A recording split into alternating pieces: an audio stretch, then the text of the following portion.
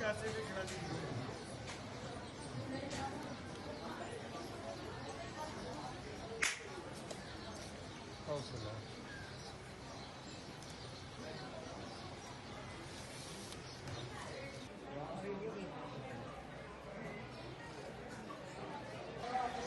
है भाई इंटरव्यू की,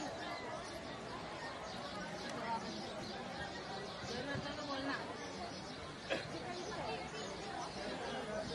बहुत बहुत दुआओं के साथ आज 25वें रमज़ान पे दरगाह अजमेर शरीफ के अंदर एक सर्वधर्म इफ्तार का जो आयोजन किया गया। यहाँ पे दिल्ली से पीठाधीश्वर सुशील जी गोस्वामी जी महाराज जो भारतीय सर्वधर्म संसद के अध्यक्ष भी हैं, उनके साथ साथ मोहन जी जो मोहन जी फाउंडेशन पूरी दुनिया के अंदर काम कर रही है अध्यात्म के ऊपर और हमारे भारत देश से एकता का जो पैगाम देती है, वही बारगाह गरीब नवाज में आज यहाँ पे आए हैं।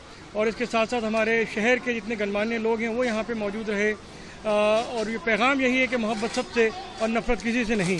माह रमज़ान की सौगात है मोहब्बत, अमन, इंसानियत और एकता, वो ये बारगाह गरीब नवाज से पैगाम दिया जाता है। आज वो सर्वधर्म जो इफ्तार यहाँ पे किया गया वो कबूल हो और दुआ करते हैं हमारे देशवासियों के लिए, 140 करोड़ देशवासियों के लिए अमन, प्यार, मोहब्बत से जिस तरह हम खुशियों के साथ यहाँ रहते हैं देश के कोने कोने में, इसी तरह प्यार मोहब्बत से सब रहें। देखिए, मुझे आज एक साथ मौका मिला पुष्कर के रास्ते और दरगाह में आने का जो रास्ता था वही एक रास्ता है जो भारत को एक कर सकता है। भारत की अनेकता में एकता की विशेषता को यही स्थापित कर सकता है।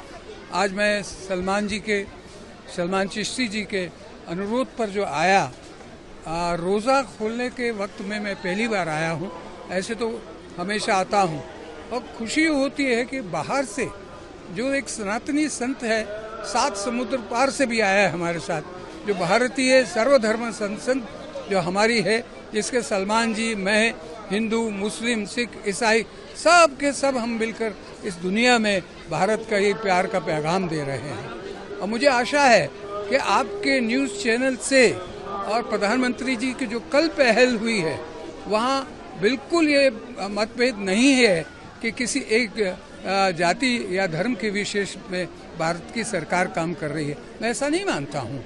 मैं मानता हूँ सबका साथ सबका विश्वास की जो बात है वही भारत की संस्कृति है, उसको हमने मानना चाहिए।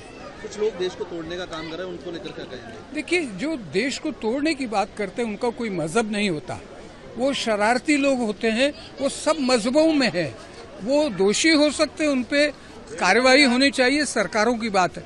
मगर हमारी जो तहजीब है, हमारी जो संस्कृति है, संस्कार है, वो एक ही है, हमारा डीएनए एक है और हम एक उस ईश्वर की औलाद हैं।